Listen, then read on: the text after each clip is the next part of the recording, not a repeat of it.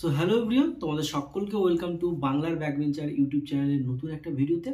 আজকের ভিডিওতে আলোচনা করবো যে জেক্সপো ভোকলে 2025, মানে তোমরা যারা ডিপ্লোমা ইঞ্জিনিয়ারিং করতে চাইছো 2025-এ, তো তোমাদের যে ফর্ম ফিল আপ প্রসেসটা, সেই ফর্ম ফিল আপ কবে শুরু হবে এবং এই ফর্ম ফিল আপ করতে কত টাকা তোমাদের কাছ থেকে নেওয়া হবে এবং এই যে ফর্ম ফিল আপ, এই ফর্ম ফিল আপের প্রসেসটা কী আছে, এগুলো নিয়ে একটু আলোচনা করব যাতে তোমাদের বুঝতে সুবিধা হয়। কারণ তোমরা অনেকেই দেখছি টেনশনের মধ্যে আছো যে দাদা কবে ফর্ম ফিল আপ শুরু হবে, কবে কত টাকা নেবে এবং কিভাবে ফর্ম ফিল আপ করবো, কীভাবে রেজিস্ট্রেশন করব, মানে কি প্রসেস আছে, কিভাবে ভালো একটা কলেজে পাবো। অনেকে কোশ্চেন করছো দাদা এত পার্সেন্ট নাম্বার আছে, কিভাবে কি কলেজ সাজাবো, এরকম অনেক অনেক কোশ্চেন তোমরা করছো।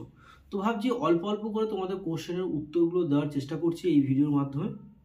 তো মেন টপিক যেটা তিনটে আমার পয়েন্ট আছে, একটা হচ্ছে জেক্সপো ভোকলে ফর্ম ফিল আপ কবে শুরু হবে, এখন কি করতে হবে তোমাদের, 2 নম্বর হচ্ছে ফর্ম ফিল আপ করতে কত টাকা লাগবে, আর 3 নম্বর হচ্ছে যে প্রসেসটা, ফর্ম ফিল আপের প্রসেসটা, সেটা কি সংক্ষেপে আলোচনা করব। তো প্রথমে বলি যে দেখো, প্রত্যেক বছর কিন্তু একটা নোটিশ বই, মানে নোটবুক পাবলিশ করা হয়, সেটা হচ্ছে ওয়েবসাইট থেকে। সেই নোটিশ বুকে সব লেখা থাকে যে এত তারিখে ফর্ম ফিল আপ হবে, এত তারিখে ফর্ম ফিল আপ শেষ হবে। এবছর এখনও অবধি সেরকম কোনো নোটিশ আপলোড করা হয়নি বোর্ড থেকে। তবে কি এখন একটা কমন অ্যাডমিশন চলছে। কমন অ্যাডমিশন বলতে মানে এবছর কেন, গত বছর সেই কমন অ্যাডমিশনই চলছিল, মানে কোনো এন্ট্রান্স এক্সাম ছাড়াই শুধুমাত্র মাধ্যমিক বা ভোকেশনাল মাধ্যমিক বা আইটিআই বা তোমরা যারা সেকেন্ড ইয়ারে ভর্তি হবে সেই সব কোয়ালিফিকেশনের উপরে যে নাম্বার তোমরা পেয়েছো সেই নাম্বারের ভিত্তি করে ভর্তি হচ্ছে, অ্যাডমিশন হচ্ছে এখন, সেটা হচ্ছে কমন অ্যাডমিশন বলে।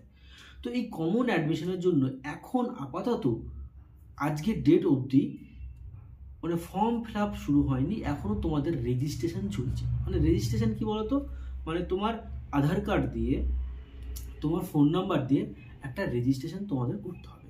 এবার এই রেজিস্ট্রেশনটা এখন করলেও তোমরা করে রাখতে পারো, আবার যদি মনে করো যখন আমরা ফর্ম ফিল আপ করবো তখন করবো, একসঙ্গে তখনও করতে পারো। ঠিক আছে, যেমন তোমাদের মনে হবে তেমন তোমরা করতে পারো।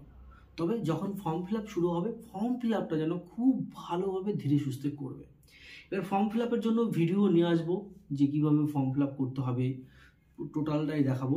এবং তোমাদের আরেকটা ইনফরমেশান দিয়ে রাখি, যেটা হচ্ছে আমাদের টেলিগ্রাম গ্রুপ 2025-এ যে টেলিগ্রাম গ্রুপ আমরা তৈরি করেছি, সেই গ্রুপে অনেক স্টুডেন্ট আছে, তোমরা ওই গ্রুপে জয়েন হও। আমি কমেন্ট বক্সে পিন করে দিয়েছি টেলিগ্রাম গ্রুপটাতে, এবং ডেসক্রিপশানেও আমি টেলিগ্রাম গ্রুপটাকে দিয়ে দিয়েছি। কমেন্ট বক্সে এবং ডেসক্রিপশানে দুটোতেই টেলিগ্রাম গ্রুপটার লিঙ্ক দিয়ে দিয়েছি, তোমরা ওইখানে ক্লিক করে আমাদের টেলিগ্রাম গ্রুপে জয়েন হতে পারো, কোনো টাকা পয়সা ছাড়া, কোনো টাকা পয়সা লাগছে না জয়েন হতে শুধু। ঠিক আছে, তোমরা এখানে জয়েন হও। ওইখানে অনেক স্টুডেন্ট, তোমরা নিজেদের মধ্যে আলোচনা করলে অনেক সমস্যার সমাধান ওইখানেই হয়ে যাচ্ছে, তাই ওইখানে জয়েন হয়ে থাকো। এবং সেই গ্রুপে আমিও আছি, কোনো বড় ধরনের সমস্যা হলে আমি তোমাদেরকে অ্যান্সার করে দেবো ওইখানে। ঠিক আছে, এবার ব্যাপারটা চলে আসি। তো ফর্ম ফিল আপের ডেটটা তো বললাম, এবং ডেটটা শেষ কবে অবধি চলবে দেখো, যতদিন না মাধ্যমিকের রেজাল্ট আসছে বা এইচএসের রেজাল্ট আসছে ততদিন কিন্তু ফর্ম ফিল আপ চলবে।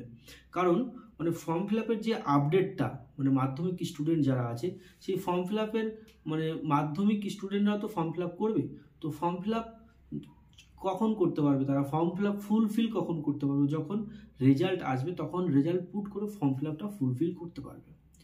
ঠিক আছে, তাহলে মনে হয় মানে মাধ্যমিক এবং উচ্চ মাধ্যমিকের যে রেজাল্ট আসা আগে অবধি কিন্তু ফর্ম ফিল আপ চলবে এমনটা মনে করা হচ্ছে। বাট এখনও ডেট পাবলিশ হয়নি যেহেতু, তাই কনফার্ম ডেট টু ডেট বলা যাচ্ছে না। ঠিক আছে, যে কবে থেকে কত তারিখ শুরু হচ্ছে। তবে চ্যানেলটিকে ফলো করে রেখো, তাহলে তোমাদের আপডেট তোমরা কিন্তু পেয়ে যাবে।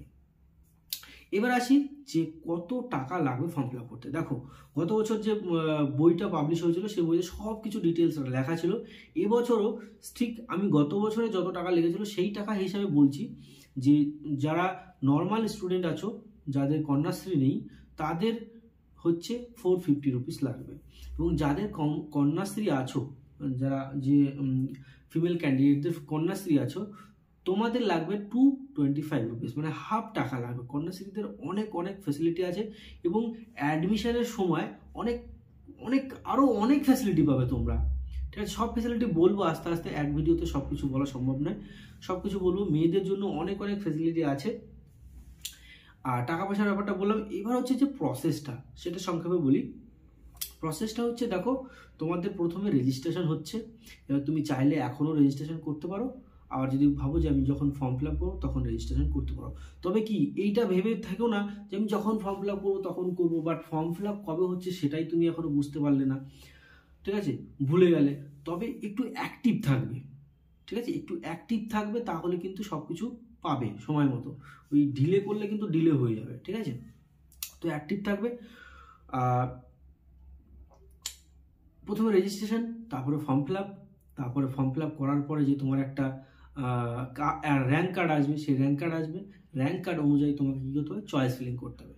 এবার চয়েস ফিলিং করার পরে কী হবে, কাউন্সিলিংয়ের রেজাল্ট আসবে। তুমি যে চয়েস ফিলিং করলে তোমার র্যাঙ্ক অনুযায়ী, সেই র্যাঙ্ক অনুযায়ী তোমার কোন কলেজে তুমি চান্স পেয়েছো সেইটা তোমাকে জানানো হবে। এবার সেই চান্সটা ডিপেন্ড করছে তুমি কেমনভাবে কলেজ সাজিয়েছো। কলেজ সাজানোটা অনেক ইম্পর্টেন্ট।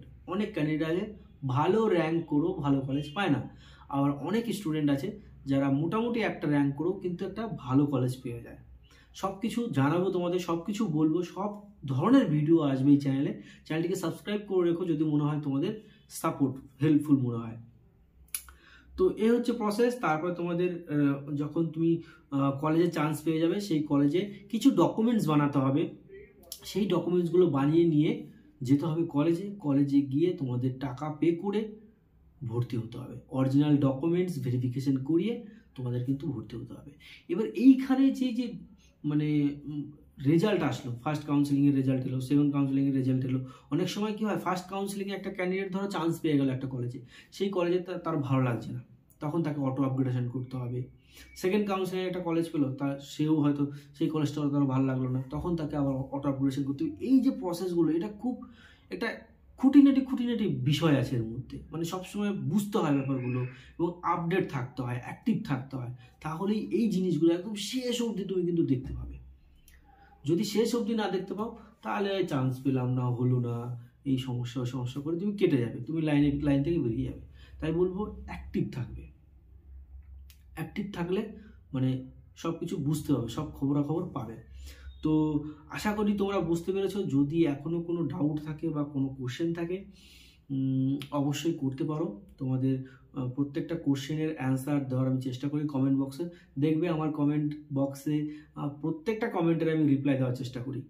যেগুলো একদম উল্টোপাল্টা কমেন্ট করছে, এত বড় একটা কমেন্ট, মানে কোন কোশ্চেনটার অ্যান্সার দেবো সেটাই আমি বুঝে পাই না, সেগুলো আমি সেই সব কমেন্টের অ্যান্সার আমি দিই না। আর তোমাদের সলিড কোশ্চেন থাকলে সলিডের অ্যান্সার দিয়ে দেবো। তো ভিডিওটা এখানে শেষ করছি। ভালো থেকো, সুস্থ থেকো এবং নিজের ফ্যামিলিকে নিয়ে হ্যাপি থেকো। Thank you.